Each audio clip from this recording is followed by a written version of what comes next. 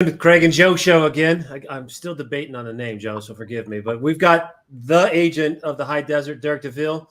No, not only is he the premier agent, he's also one of the best mentors, best coaches in the whole High Desert. Fantastic guest. I'm so excited to have him. Derek, thank you for being here. Yeah, it's my pleasure, guys. Nice. Well, we're going to start right away. We're going to jump right into the conversation. I want to know why you do what you do today. What drives Derek DeVille? What's your driving factor?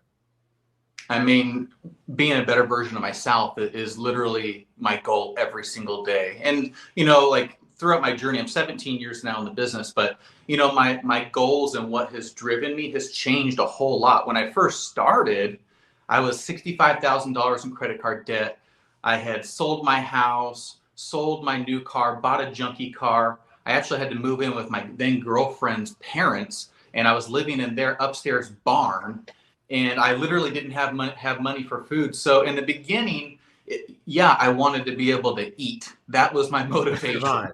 Right. Yeah, just to survive. And then once I had food, I was like, okay, cool. Now let me see if I can actually save $100, or have, $1,000 month. And, the goals just continue to change. But it really comes down to just being the best version of me. And that is ultimately my goal. Just constantly evolving. I have a saying that I am living by, and it's just always grateful, never satisfied. And that has served me really well. And so that's what I'm continuing to do. Nice. Well, it's, I've seen you and followed you for that 17 years and seen the growth exponentially to where you were then, where you are now. And it's just always been an amazing thing to see that and watch it happen in real time. And you've been a big advocate for social media, or you've always been on social media. So everybody's been able to live vicariously through you. So it's just been absolutely amazing to watch. And now you're where you're at now. Tell us a little about what you do now. What's driving you right now? What's your main focus? Well, I mean, I guess business wise, what I'm doing is I'm a broker owner of about a 200 agent brokerage. When I joined the brokerage about 3.5 years ago, there were 40 agents, and now we're just about to crest 200. So that takes a lot of time and energy. I've been building spec homes and selling those for about a decade. And so I'm still continuing to do that. And I've been flipping homes for about a decade too. So right now I have all of those things going, and I still sell real estate too. I'm not selling 140 properties a year anymore. Like last year I sold 50, the year before 75. So I've been pulling that down, but those are the things that I have going on in business. But above all, Joe and I have talked about this off camera, is really just to be a great father, be a great husband, and be a great human being. So that remains to be a focus of mine. And that's why I do something that's kind of weird or kooky, but every single day I write down my goals, and they're my physical goals, spiritual and business goals. And that helps me stay on track. Nice. That's like a personal accountability that's massive. A lot of people talk about that. A lot of advocates, success coaches, and they talk about setting goals daily and writing them down and reviewing them throughout the day. And just, walking the walk. I mean, you're transparent, you're a lead from the front, and it's like what you see is what you get. And there's a lot of people out there that, kind of put on a front, and you can see right through that stuff. It only lasts so long, but that's why you can see, with the success and the continued, the continuation that you have is just, it's awesome. It's awesome to see. It's awesome to see. I wanted to see, what do you utilize that really you feel sets you apart from the pack? It's like, everywhere you look, every listing you see, it seems like it's a different company listing the house, yet you still seem to be, top of the heap, consistent on all those aspects. What do you utilize and what do you do to make sure that you're keeping yourself apart from the pack and really staying above the noise? What do you do for yourself? And then also, like, how do you kind of take that down to the team as well? You probably have, you got 200 agents, but probably have a million different personalities. So, how do you navigate through that and keep everyone positive and keep above everything and keep themselves standing apart from everything? Yeah, good questions, Joe. I mean, I guess what pops in my mind is I look at it like building blocks, right? So it's not like yesterday or last year I was like, okay, I want to be this person. It's building blocks and just learning over time and making mistakes, right? And having good people around me. So I think that's really helped me. But the biggest, if I could like talk to myself, if I could talk to Derek, let's say 17 years ago, that's just getting in the business, and I like that.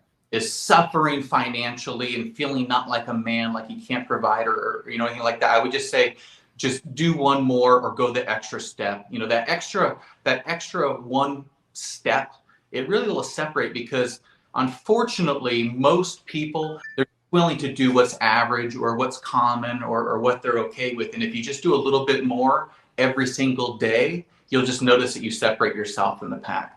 That's the biggest thing, because there's no shortcut, guys. I really wish there was. You know what I mean? And I'm on this journey too, and I'm not even remotely close to achieving the things that I want to do. I still feel like I'm just getting started, or I'm even about to start in a lot of aspects. But I just know that if I continue to do more than others and just continue to chase the best version of myself, I'm gonna reach those goals. There's an old saying about, as far as handling all those different personalities, yeah, I have a great team around me, and being a broker it's a different business than being a top producing realtor. It's definitely different skill sets, and I think having great people around me, 100%. Right. Now this time in kind of your career growth and where you're going, do you find this is the best, like that's the next chapter that you've been striving for, or is there a piece that kind of misses a bit, just being in the trenches and just being in, slinging houses out there, or is the leadership, is that really what kind of fires you up now, moving forward? Is that really just like this is it? This is what I was supposed to do. This is what I meant to do right here. Well, I mean, like I said, I'm still selling about 50 homes a year myself. That's what, right. Thing. So I'm still in the trenches. So my philosophy right now, and what it's been for the last couple of years or 3 years as a broker owner, has been to lead from the front and to be in the trenches. And so as the market has changed, so like, for example, when COVID hit, right, a lot of people had all types of different opinions of what was going on. But the biggest thing that was happening is, as I was counseling my agents one-on-one over the phone, is they felt alone. They felt scared, they felt lost, they felt disconnected. So that's when I went to my team and I said, hey, we've got to start doing something right now. We can't wait for this to end. We got to do something right now that brings us together. So what we came up with was a Monday morning coffee talk. And we're still doing that till this day. Every Monday at 9 a.m., I hop on a Zoom, I get all my agents on there, and I just try to share some sort of inspiration, motivation, education, really whatever's laid on my heart. And so I think that's, I love how so much of our business, all businesses, but our business, especially how we had to adapt through the last few years. And some of those things are carrying through, and now they've just become efficiency routines, and everyone's digging them. And it's incredible to see that. I mean, other than the coffee talks, like, what have you carried over from those to where it's now, it's like the way I look at business is forever changed. We can do it like this. Is there anything else besides the coffee talk or the group chats that you have with the teams that you carry over, just the way business is conducted day to day? Yeah, well, something that I do differently that I started is I used to come to my listing appointments with an actual, like, physical papers. And then with COVID, I changed my procedures to where I was literally just walking through the house, and then I would leave, go back to my home and call the seller and do the listing presentation over the phone. So then I was docu-signing and I was emailing them my marketing, et cetera, et cetera. And so that's something that I've continued to do because I just realized it's more efficient. Now, I will go and sit down with the seller now, but as far as everything being electronic, I don't print any papers anymore. Everything is completely electronic. So technology is really that's it. We're there. We're never going back. It's never going back to pen and paper in most respects. Yeah, technology is it. Yeah, and I think people can still be successful doing that old school stuff, but it's like any time that somebody's wasting, that's time that they could be spending being more productive in their business, or maybe that's time you just want to be with your family, or you want to go do your hobby. Like, I love to hike, I love to hunt, I love to mountain bike. I do all that stuff. So that's how I look at the whole efficiency thing too. Yeah, that work balance is crazy important. Crazy important. Yeah, well, balance is very, very hard to obtain. Yeah. I think what I want to segue into, and this is a great way to get there, is what's next. Where is this all headed? I mean, I'm sure that in your leadership role, you've already determined what everything is going to. Where's this market going? What's your predictions? What's happening? What do you think? Man, I am so excited about this change in the market. I can't tell you. I've been looking forward and preparing for this change, guys, for no exaggeration, at least a decade. And so I know a lot of people are scared. And like I said, I counsel a lot of agents and they're telling me, hey, I'm scared, or you know what, I feel like there's some sort of a slowdown and I'm depressed. And so I'm counseling through that. And what I keep telling them is, hey, change is an opportunity. Sometimes it's an opportunity that you didn't want.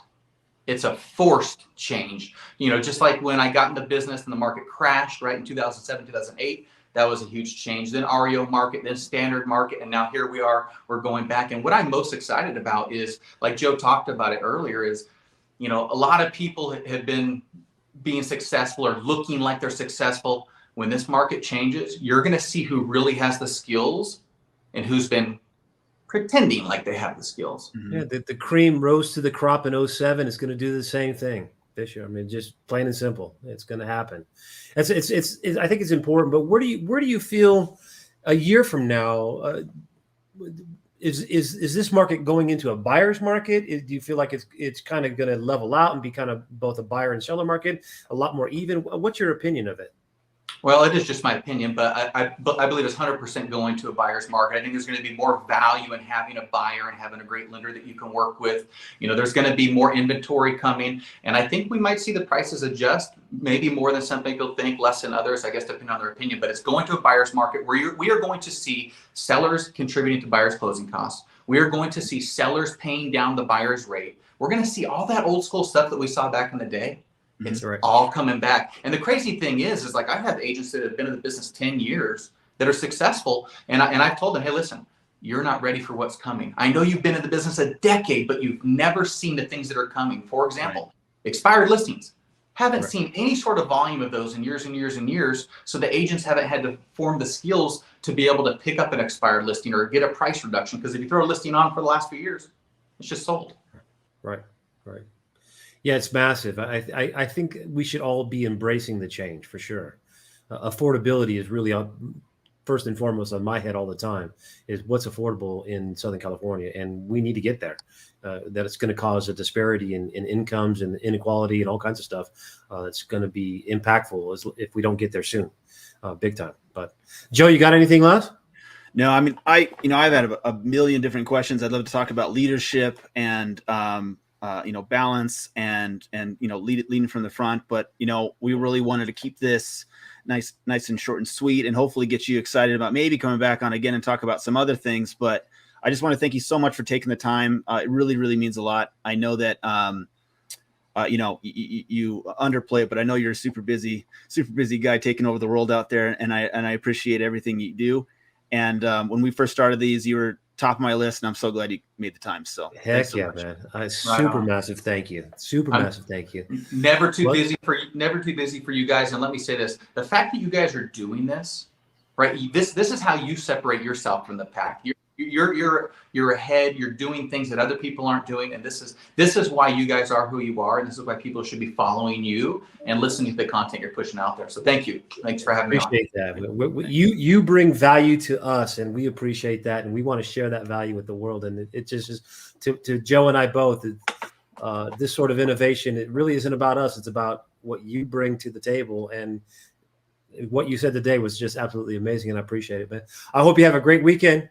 Joe, we'll stay on the line. We got another one coming up, but Derek, I appreciate it. All right. I'll see you guys.